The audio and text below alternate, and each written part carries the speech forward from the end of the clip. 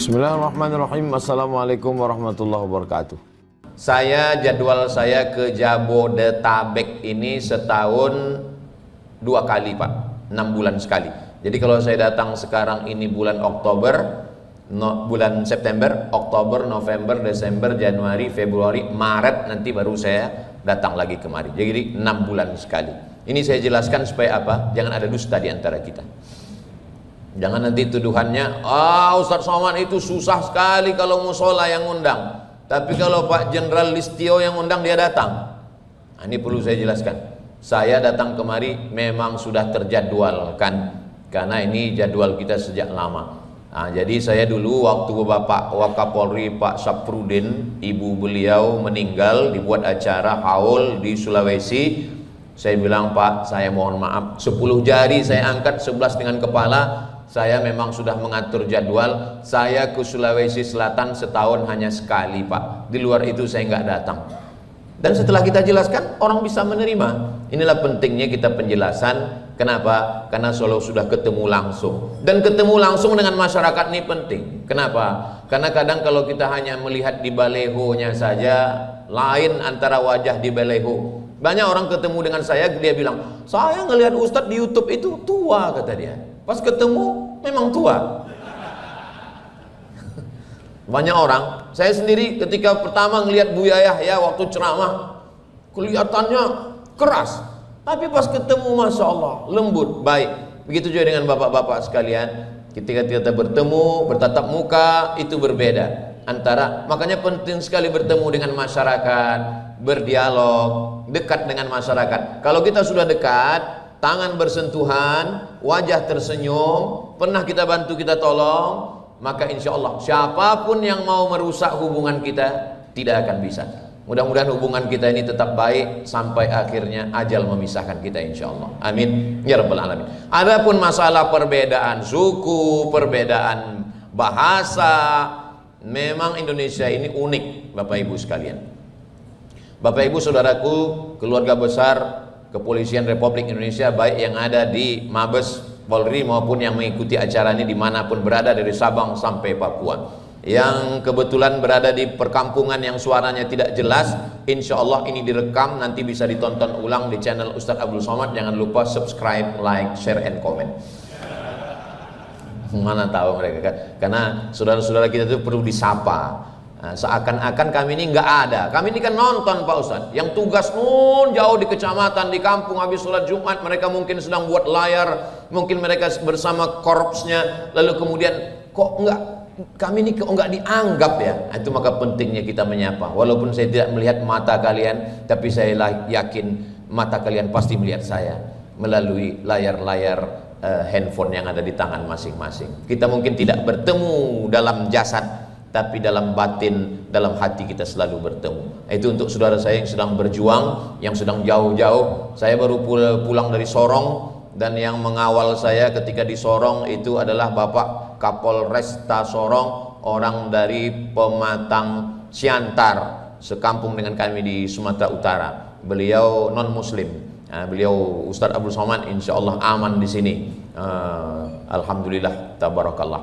Begitu datang tadi saya langsung disambut oleh Pak Wakapolri, menyambut dengan kue, Masya Allah. Dalam hati saya, mana nasinya ini? Rupanya di ujung setelah sholat baru kita makan bersama. Masya Allah, saya tengok di atas meja ada kotak-kotak, semua kotak. Dalam hati saya, ini kelihatannya souvenir ini. Pas dibuka, rupanya nasi kotak.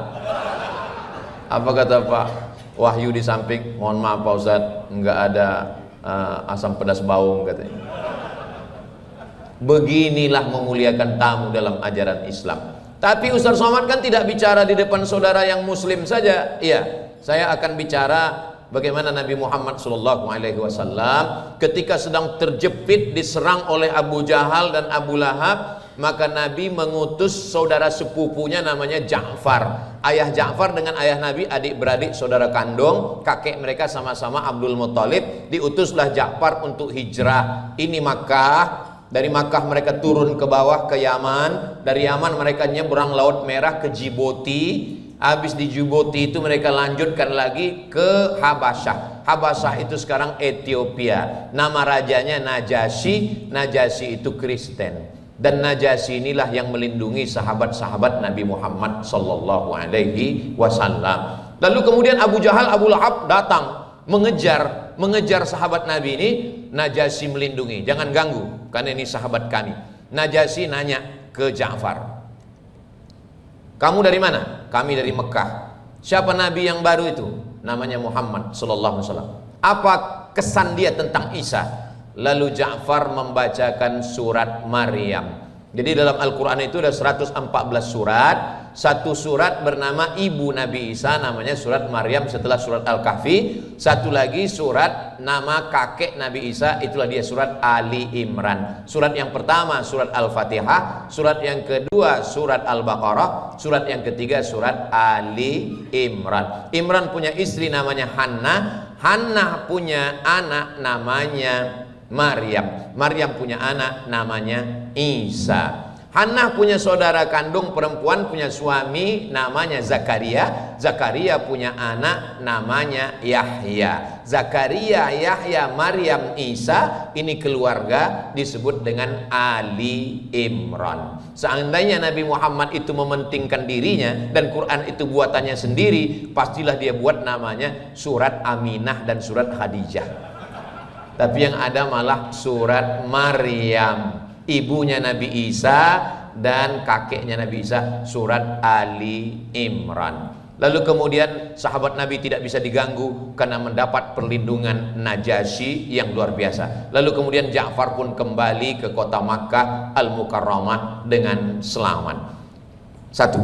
Yang kedua, saat Nabi pindah dari kota Makkah menuju Madinah, itu dia pakai strategi. Ada yang nemanin di atas, namanya Abu Bakar. Ada yang bawa makanan, namanya Asma. Ada yang pura-pura ngangon kambing, membawa kambing, namanya Amir bin Fuhairah. Ada yang tidurnya di atas tapi siangnya dia mengutip berita untuk dengar apa yang terjadi, namanya Abdullah. Dan setelah 3 hari 3 malam mereka turun ke bawah. Yang jadi guide penunjuk jalan namanya Ibnu Uraikid. Sepakat semua sejarawan bahwa Ibnu Uraikid itu non muslim, bukan Kristen, bukan Yahudi, tapi dia penyembah berhala, dia tidak Islam, namanya Ibnu Uraikid. Jadi yang menunjukkan jalan, padahal Nabi Muhammad kalau mau cukup dengan malaikat Jibril cukup, tapi kenapa tidak? Karena ini perjalanan manusiawi. Yang menunjukkan jalan itu adalah Ibnu Uraikid, seorang yang non muslim, sepakat semua sejarah. Itu dalil boleh berteman, bersahabat, menggunakan jasa kalau dia aman, tidak memudaratkan bagi Nabi Muhammad sallallahu alaihi wasallam. Yang ketiga, Ustaz ceramahnya kok pakai 1, 2, 3? Karena saya beberapa kali dapat SMS, WhatsApp dari polisi, biasanya pakai begitu, 1, 2, 3. Saya perhatikan beberapa kali pakai 1, 2, 3. Itu maka saya di sini pun saya pakai 1, 2, 3. Yang ketiga, ketika Nabi Muhammad SAW sampai ke Madinah, di Madinah itu ada Yahudi Bani Nadir, ada Yahudi Bani Quraizah, ada Yahudi Qainuqa, ada Yahudi Khaybar, tidak Islam. Dan Nabi mengumpulkan semua Yahudi, mengatakan kita di Madinah ini satu tanah. Kalau ada orang Makkah yang ganggu kita, kita wajib menjaga. Dan kalau terjadi perang kita dengan mereka, biaya perang kita tanggung bersama. Dan kalau ada pengkhianat di antara kita, kita hukum bersama. Itulah yang disebut dengan Piagam Madinah. Butirannya ada 12. Kitab lengkapnya kalau mau baca di kitab Ar-Rahiq Al-Maktum, sudah diterjemahkan. Buku ini bestseller, ditulis oleh orang India namanya Syekh Safiur Rahman Al-Mubarakfuri. Harganya 50.000, kalau naik saya nggak tanggung jawab karena saya belinya sudah lama. Tolong Bapak Ibu beli buku ini dalam rangka Maulid Nabi. Beli buku ini, simpan di rak. Ada waktu baca, baca. Nggak ada sempat baca, letakkan. Nanti kalau kita meninggal dunia, ternyata anak kita buka rak, dia temukan ayahku ternyata punya buku sejarah Nabi. Menangis anak kita ngelihat buku itu. Kenapa? Sampul plastiknya belum dibuka.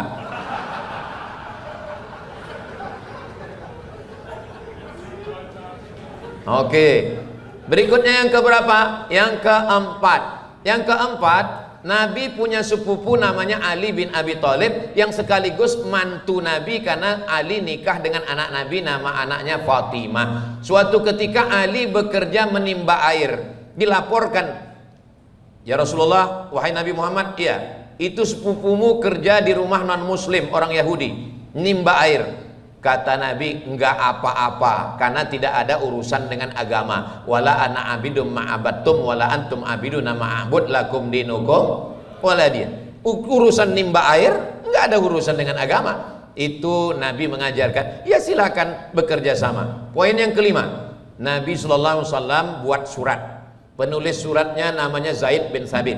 Surat ini dibawa oleh tukang posnya namanya Hatib bin Abi Balta'ah. Surat ini dibawa menyeberang Laut Merah sampai ke Fustat. Dari Fustat mereka jalan darat ke sebuah kota yang didirikan oleh Alexander the Great. Nama kota itu adalah Alexandria. Bahasa Arabnya Al-Iskandariyah, 200 km dari Kairo. Panjang umur, sehat badan, kita berangkat umroh bersama Ustadz Abdul Somad. Nanti mampir ke Alexandria insya Allah. Ongkos tanggung masing-masing. Sampai di Alexandria, surat itu diserahkan kepada raja. Pausnya orang Alexandria nggak sama dengan paus yang ada di Vatikan, karena mereka punya paus sendiri. Dan pimpinannya waktu itu namanya Jirjis, gelarnya Mukaukis. Diserahkanlah surat Nabi itu, lalu surat itu diterima oleh paus Alexandria dan kemudian dibalas. Pertama balasannya adalah bighal. Bighal ini kendaraan yang lebih besar dari keledai, lebih kecil dari kuda. Dibawa ke Madinah, dipakai oleh Nabi. Yang kedua, dikasih hadiah kain. Kainnya juga dipakai oleh Nabi, karena tekstil waktu itu bagus di Mesir. Yang ketiga, asal Banha. Asal artinya madu. Di Mesir ada satu provinsi produsen madu namanya Banha. Madu itu pun diminum oleh Nabi. Dan kemudian dikirim 2 orang perempuan. Yang satu namanya Sirin. Sirin ini menikah dengan sahabat Nabi. Dia penyair, namanya Hasan bin Sabit. Sirin ini punya kakak namanya Maria. Maria ini menjadi istri Nabi. Dari Maria lahirlah anak Nabi laki-laki namanya Ibrahim. Itu makanya kata Nabi, nanti kalau kamu berdakwah ke Mesir, Mesir itu adalah saudara saya. Kenapa? Karena Mesir punya hubungan dengan Nabi Muhammad 2 kali. Istri Nabi Ibrahim yang kedua namanya Hajar, orang Mesir. Dan ibu dari anak Nabi Maryam namanya Maria. Maria itu juga orang Mesir, dan itu hadiah dari Raja Mesir, non muslim, Kristen, Ortodok, Koptik dari Alexandria. Diterima oleh Nabi Muhammad SAW. Makanya ketika ada jamaah, Ustaz Somad, ya ini saya ada beberapa hadiah dikirim kawan saya non muslim, terus saya takut memakainya dan meminumnya, kasih ke saya, selesai saya bilang. Kurang piknik, kurang banyak membaca. Berikutnya yang keenam. Ini sampai berapa nih Pak Ustadz? Sampai habis bahan saya. Yang keenam adalah Nabi Muhammad SAW berkirim surat lagi kepada Raja Romawi, namanya Heraklius. Pusat kerajaannya Damaskus. Waktu itu Damaskus masih di bawah Roma. Lalu surat Nabi itu dibawa, datang Heraklius memberi minyak wangi. Diciumnya surat Nabi, diberinya minyak wangi, lalu diletakkannya dalam kotak kayu. Dan hubungan dia baik dengan Nabi Muhammad SAW. Poin yang keenam, ketika itu Nabi mau melepas pasukan perang menuju satu kawasan namanya Mu'tah. Pesan Nabi sebelum pasukan berangkat, satajiduna rijalan fis sawami', nanti kalian akan bertemu dengan pendeta-pendeta di gereja tua. La ta'ridu lahum, jangan ganggu mereka. La taqtulu sabiyan murdi'a, jangan bunuh anak kecil yang menyusui. Wala syaikhan faniya, jangan bunuh orang tua renta. La taqiranna nakhla, jangan cabut pohon kurma. La tahdimu buyuta, jangan hancurkan rumah. Padahal waktu itu kalau sudah berperang, hancurkan rumahnya, cabut pohon kurmanya, bakar kebunnya, ratakan dengan tanah. Tapi Nabi waktu itu mengajarkan etika perang, jangan ganggu pendeta, jangan ganggu rumah ibadah, jangan ganggu ibu menyusui dan melahirkan, jangan rusak pohon kurma, jangan ganggu rumah. Itu baru ada pada abad ke-19 setelah kesepakatan Jenewa dalam perjanjian dunia PBB, bukan pajak bumi dan bangunan. Persatuan Bangsa-Bangsa, United Nation, tidak boleh bunuh wartawan, tidak boleh bunuh insan pers, tidak boleh bunuh tokoh agama yang sekarang sedang dilanggar oleh Israel. Mudah-mudahan saudara kita ditolong dunia berdamai sesuai dengan pembukaan preambul Undang-Undang Dasar 45. Penjajahan di atas dunia harus dihapuskan karena tidak sesuai dengan pri kemanusiaan dan pri keadilan, insyaallah. Amin ya rabbal alamin.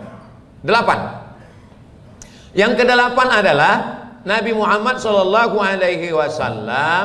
ketika sudah meninggal digantikan oleh Abu Bakar Siddiq. Selesai Abu Bakar 2 tahun setengah digantikan oleh Umar. Lalu kemudian Umar bin Khattab, Bethlehem, Yerusalem, Orslim itu ada temboknya, dan temboknya itu dipegang kuncinya oleh pendeta Kristen Ortodok Timur. Dan dia cuma mau menyerahkan kunci itu kepada Umar bin Khattab. Saya mau menyerahkan kunci ini kalau Umar bin Khattab mau datang ke sini. Dia membayangkan Umar bin Khattab itu akan datang dengan bala tentara, dengan tentara berkudanya. Tiba-tiba dari panas kejauhan dia lihat ada seekor unta dengan 2 orang laki-laki yang ganti-gantian. Kadang orangnya di bawah, yang satu naik ke atas, kadang yang satu turun ke bawah, satu naik ke atas, ganti-gantian. Dan setelah sampai, rupanya untanya satu, orang ini ganti-gantian naik turun. Pas mau menjelang pintu Baitul Maqdis, Yerusalem, Palestina itu, giliran Umar bin Khattab yang di bawah, pembantunya yang di atas. Sampai di situ pemegang kunci ini heran, yang mana Umar bin Khattab? Karena bentuknya sama. Dia bayangkan akan datang dengan pasukan tentara yang menakutkan. Umar bin Khattab tidak membawa pasukan tentaranya karena ini adalah datang dengan perdamaian. Maka kemarin saya dapat video seorang pendeta Kristen Ortodok dari Palestina kembali mengungkap cerita itu. Apa kata dia? Dulu tokoh kami menyerahkan kunci Palestina ini untuk kalian jaga, wahai umat Islam. Tapi sekarang kalian tidak membela kami waktu Israel datang menyerang kami. Saya baca terjemahnya. Dulu tokoh kami, pendeta kami memberikan kunci ini kepada Umar bin Khattab karena dia percaya bahwa umat Islam menjaga. Sekarang apa yang terjadi? Saat diserang, saat kami diserang, karena serangan Israel tidak lagi memperhatikan agama, siapapun habis dibunuh, rumah ibadah semua dihancurkan. Kenapa kalian membiarkan? Itu keluh kesah mereka. Padahal dulu kalian bisa hidup damai bersaudara. Yang ke-9, saya tinggal di Mesir tahun 98, 99, 2000, 2001, 2002 bulan November saya pulang. Dan saya sampai di Mesir, dari Kairo kami naik mobil lebih kurang 7 jam sampai ke satu bukit. Bukit itu disebut dengan Bukit Saint Catherine. Saint artinya manusia suci. Catherine seorang perempuan yang membuat gereja di bawah, dan sampai hari ini gerejanya tetap ada berdiri tapi tidak dipakai lagi seperti museum. Dan di atas itu adalah Bukit Tursina, tempat Nabi Musa menerima wahyu. Apa maknanya? Pemerintahan Islam yang menguasai Mesir tidak menghancurkan tempat ibadah. Buktinya sampai hari ini Saint Catherine masih ada tetap berdiri. Dan di Mesir itu ada Ortodok Koptik yang ada di Alexandria. Waktu saya belajar di sana, nama pausnya adalah Paus Senoda III. Sudah meninggal, sekarang digantikan oleh Paus Theodorus. Artinya apa? Dan ketika dulu datang pasukan Inggris mengatakan, kami tidak menjajah Mesir, kami hanya menjaga saudara kami yang minoritas takut dibunuh orang Islam. Maka paus yang ada waktu itu naik ke Menara Al-Azhar, naik ke atas mimbar Al-Azhar, dan dia mengatakan, seandainya keberadaan Inggris di sini untuk menjaga kami, biarlah kami mati disembelih orang Islam, asal jangan mereka mengatasnamakan kami. Itu ditulis oleh Syekh Muhammad Al-Ghazali dalam buku Al-Masihiyah wal Islam fi Mesir, Islam dan Masehi dalam sejarah Mesir. Kalau Inggris itu mau menjajah Mesir, tapi dialaskannya mau menjaga kami, biarlah leher kami disembelih saudara kami umat Islam, karena mereka pasti tetap akan menjaga kami. Sampai hari ini alhamdulillah kehidupan di Mesir tetap harmoni. Saya merasakan itu selama 4 tahun. Yang ke-10, Ini makin banyak saya bahas ini makin menyulitkan bapak-bapak karena saya khawatir ini akan masuk dalam tes ujian naik pangkat nanti. Yang ke-10, kebetulan saya di sana nggak tinggal di asrama, saya nyewa rumah. Saya nyewa rumah, nama tuan rumahnya Baba Yosep Hana. Saya tinggal di bawah karena rumahnya apartemen, saya tinggal di bawah, dia di atas. Yang bayar sewa rumah saya. Setiap bayar rumah, sewa rumah ke dia. Agamanya Kristen. Saya bayar sewa rumah. Kebetulan waktu itu dia kena sakit kanker. Lalu Baba Yosep ngomong, "Ya Abdul Somad, ana musab bi saratan." Saya kena penyakit saratan. Saratan itu cancer. Idzan ana arfa' si'ar ujrah al-bait. Karena saya kena sakit kanker, saya perlu duit, sewa rumah saya naikkan. Lalu saya jawab, Baba Yosep, musaratan bita'na aktar minnak. Kami juga kena kanker lebih parah lagi dari Baba. Kenapa? Kami kena krisis moneter. Kalau Baba naikkan sewa rumah ini, saya akan pindah dari rumah ini. Lama dia terdiam. Karena diam, saya pun diam, saya pun turun. Saya tahu ini kan nampaknya kita harus menyiapkan barang-barang. Ketika kami sudah mau berangkat, Baba Yosep datang. Kata dia, saya nggak jadi naikkan sewa rumah. Sampai saya pulang tahun 2002 bulan November, sewa rumah nggak naik. Begitulah mereka pedulinya pada kami. Dia tidak lihat agama, tapi dia lihat bahwa kami memang orang-orang yang sedang susah. Pemerintah Republik Indonesia menyiapkan pesawat Hercules yang nggak ada kursinya. Supaya apa? Supaya anak Indonesia bisa pulang dengan duduk selonjoran di pesawat. Tapi masyarakat Mesir yang muslim yang non muslim, sewa rumah tidak naik dan kami pun tidak pulang. Akhirnya kami dapat menyelesaikan pendidikan. Mereka tidak melihat agama semuanya. Kami tinggal, suatu ketika saya menyewa rumah yang satu lagi, rumah saya di atas, yang di bawah ini ada warung. Suatu ketika saya beli telur ayam. Biasanya satu pon itu telur ayamnya 5. Saya nggak hitung-hitung, saya bawa pulang. Besok pagi saya beli satu pon mata uang Mesir, pon Junih Mesir. Bukan pon sterling, karena pengaruh dari Mesir dia pakai pon juga. Lalu kemudian waktu itu dia kasih 6. Lalu saya bilang, kenapa 6? Karena kata dia, kemarin kamu beli telur mestinya 5, saya kasih 4. Nah yang sekarang 5, ini satu lagi. Dan ketika itu kami juga bertetangga dengan saudara-saudara kami dari golongan Koptik sampai hari ini. Yang ke-11, padahal saya biasanya ceramah itu sesuai dengan ukuran botol 600 ml. Padahal botolnya kalau dilihat ini 300 ml, kecil. Tapi karena saya lagi semangat, maka yang ke-11 adalah bahwa saya, teman-teman kecil saya, ini rumah saya. Di sebelah rumah saya ini rumah Pak Panjaitan. Beliau orang HKBP, Huria Kristen Batak Protestan.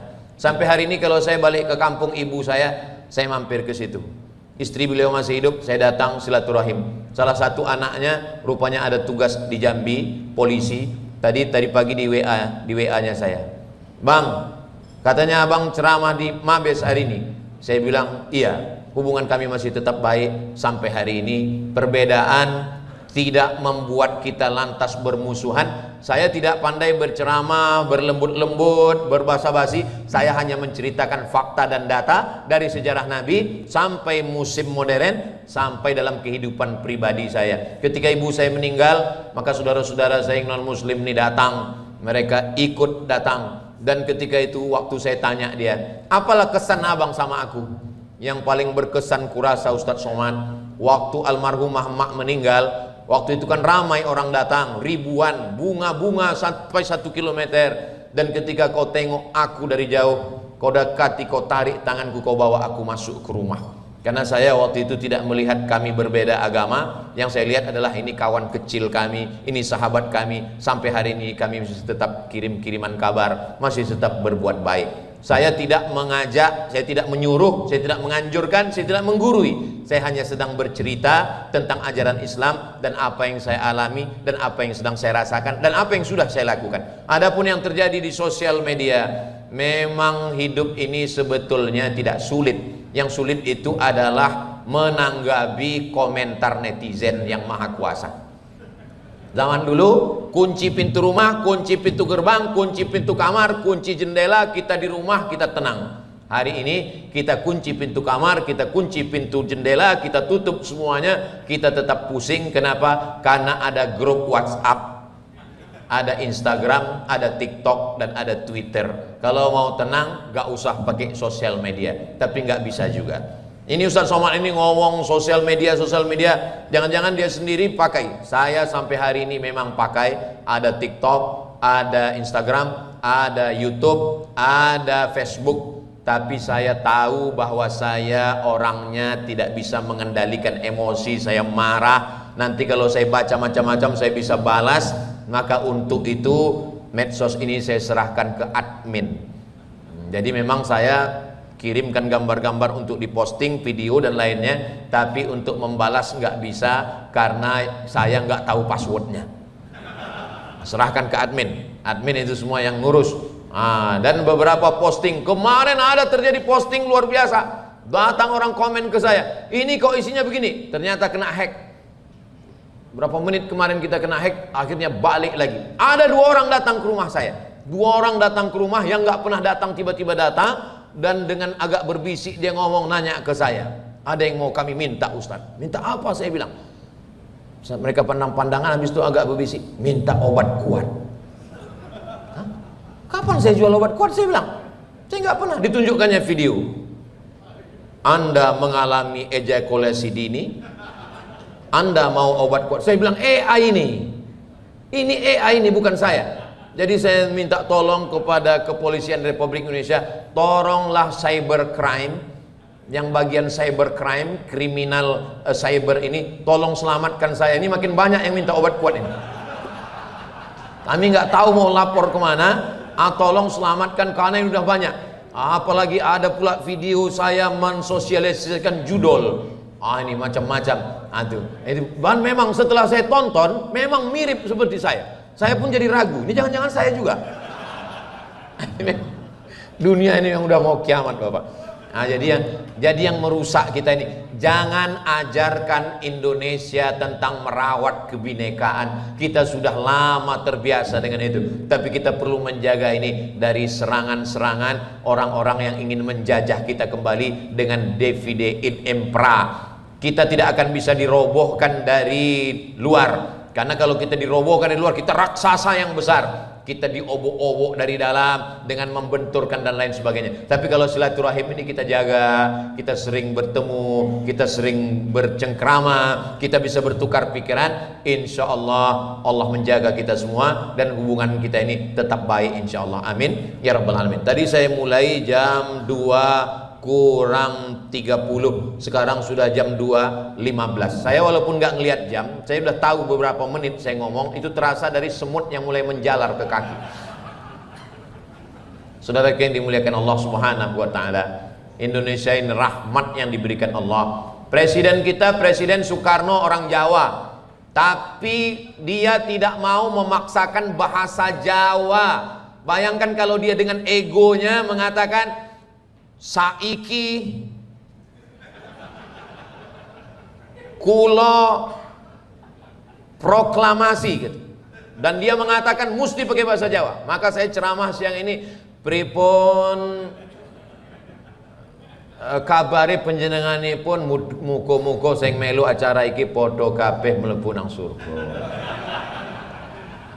Dia tahu bahwa di sana di seluruh pesisir ini bahasa yang dipakai adalah bahasa Melayu. Maka yang dia pakai adalah bahasa Indonesia yang akarnya adalah bahasa Melayu. Akhirnya saudara kita yang ada di Aceh kalau jumpa dengan saudara kita yang ada di Makassar bertemu dengan bahasa Indonesia. Bahkan saudara kita yang ada di Papua ternyata tidak satu bahasa, mereka bertemunya dengan bahasa Indonesia. Kenapa? Mundur selangkah demi untuk kemajuan kita bersama. Begitulah mereka dulu menjaga negeri ini. Pancasila, sila yang pertama, ketuhanan yang Maha Esa dengan kewajiban menjalankan syariat Islam bagi pemeluknya. Saudara kita yang datang dari timur karena belum edukasi, khawatir kewajiban menjalankan syariat Islam bagi pemeluknya. Kalau ini negara Islam, kami nggak mau bergabung dengan NKRI. Sementara waktu itu kita berhadapan dengan Belanda, berhadapan dengan Jepang, berhadapan dengan komunis. Ini kalau begini negara ini bisa bubar. Maka founding father, pendiri negara ini mundur selangkah. Oke, kita hapus sila pertama yang ujung. Kita pakai sila pertama sampai pada kata Pancasila, ketuhanan yang Maha Esa. Kalau Tuhan membeli kain dipakai membungkus kubis. Kalau suara mikrofon sudah agak lain, itu tanda waktu sudah mau habis. Saudara yang dimuliakan Allah SWT, memang kita mesti agak mundur selangkah demi untuk menjaga keutuhan bangsa ini. Jadi bapak-bapak dari kepolisian, enggak apa-apa mundur selangkah demi untuk menjaga keutuhan bangsa ini. Mundur selangkah. Tapi Babin Kamtibmas, kalau dia mau menjaga masyarakatnya, dia nggak mundur selangkah, malah maju beberapa langkah. Kenapa? Mau jadi imam. Masuk jadi imam. Kelahi antara sesama muslim, kelahi. Gara-gara apa? Masalah sepele, masalah bulu. Yang satu dagunya berbulu, yang satu tidak berbulu. Yang satu berjenggot, tidak berjenggot. Masalah khilafiyah. Akhirnya orang kelahi. Kenapa di kampung kamu nggak jadi kelahi? Alhamdulillah Ustadz Somad, kemarin kami hampir kelahi masalah kunut subuh. Dulu orang kelahi kunut subuh, tapi sekarang di kampung kami udah nggak kelahi lagi. Kenapa? Karena sama-sama nggak sholat subuh. Yang mendamaikan kami, saya mau mendengar berita yang mendamaikan kami Bapak Babin Kamtibmas, Pak Ustadz. Akhirnya beliau datang menjelaskan ke kami, kalau kunut subuh itu mazhab Syafi'i, diadopsi oleh NU. Kalau nggak kunut subuh itu mazhabnya Hambali, diadopsi oleh Muhammadiyah. Yang maju jadi imam, dia tengok mayoritas jamaahnya. Akhirnya jamaah nggak jadi kelahi. Mereka terpaut hatinya karena beribadah bersama, karena mahorib. Video-video yang ditunjukkan tadi adalah tentang polisi yang punya pondok pesantren, ibu yang hafal Quran, ibu polwan, Masya Allah, tabarakallah. Sudahlah polwan, berpangkat, baju seragam, hafal Quran 30 juz. Betapa ruginya yang sudah menikah. Enggak usah kita kaji itu ya. Kalau tuan ke Pelelawan, jangan lupa beli perangkap. Kalau sudah melihat ibu polwan, rasanya kita mau aja minta tangkap. Tolong sebelum upload video ini, yang ini diedit dulu. Kalau sampai ke rumah payah saya pulang nanti. Waktu terjadi kemarin huru hara hiruk pikuk itu, saya sedang berada di kota suci Makkah Al-Mukarramah, sedang umrah. WA yang saya kirimkan ke Pak Kapolda, Pak Erimen, saya bilang begini, air sungainya sudah dijernihkan, hewan-hewannya dilindungi, hutannya dipelihara, pokok-pokok kayunya ditanami. Mungkinkah orang Riau akan mengamuk? Saya tidak ingin menenangkan, saya hanya nanya saja. Air sungainya yang karena peti, apa peti ini? Tambang ilegal. Sekarang sudah jernih, nampak kerikilnya di bawah, pacu jalur berjalan. Hutan-hutan yang gundul diajak untuk bertanam tanaman. Hewan-hewannya dijaga, dipelihara. Kebakaran hutannya dipadamkan. Kalau sudah begini Bapak lakukan, apakah mungkin orang akan mengamuk? Jawab sendiri, insya Allah kalau ini kita lakukan tidak akan marah orang. Karena dia apa? Pisang emas masak sebiji disimpan di dalam peti, hutang emas, alah lupa pula pantunnya. Saudara yang dimuliakan Allah Subhanahu wa taala, tidak akan mungkin orang akan mengamuk kalau dia sudah terutang budi. Jadi kita tanam saja. Pepatah Melayu mengatakan tangan mencincang, bahu memikul. Apa yang kita cincang, itu yang akan kita pikul. Apa yang kita tanam, itu yang akan kita tuai. Tanam tuai itu pasti akan berlaku. Allah, Gusti Allah boten sare. Tuhan tidak pernah tidur. Itu diambil dari ayat kursi. La ta'khudhuhu sinatum wala naum. Buat saja baik, insya Allah. Suatu ketika saya sedang landing, nunggu landing, habis itu kemudian tablik akbar, besoknya di airport yang sama. Tiba-tiba datang seorang bapak, Ustadz Somad, tolong doakan rumah Quran saya ya. Di mana rumah Quran Bapak? Rumah Quran saya dekat dari airport ini Pak Ustadz. Anak-anak yang ngaji di tempat saya gratis. Saya bangun di samping rumah saya ada tanah kosong. Bapak bisnisnya apa? Saya nggak ada apa-apa. Semua gaji saya buat untuk rumah Quran dan menggaji anak-anak saya kirim ke Gontor Pak Ustadz. Bapak sehari-harinya apa? Saya polisi Pak Ustadz. Tapi nggak ada tadi nama gambarnya di situ. Berarti kurang liput.